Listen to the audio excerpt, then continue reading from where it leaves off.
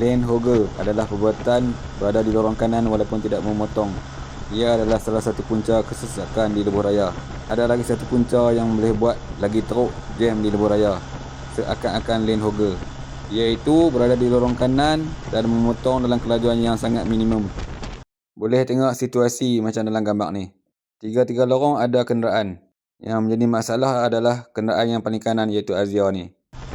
Dia memang berada di lorong yang sepatutnya, tapi kelajuan dia tu memang laju sikit saja daripada kenderaan di lorong tengah. Jadi bila jadi macam tu, semua kenderaan yang di belakang memang tak boleh nak lepas. Dan banyak kenderaan tadi di belakang kereta Azia ni. Bila jadi macam tu, kawasan selepas kereta tu jadi kosong, lengang, seolah-olah memang jalan ni tak ada kenderaan. Tapi sebenarnya lambok saja duduk belakang tu.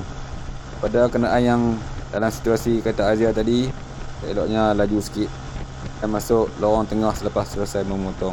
Sekian.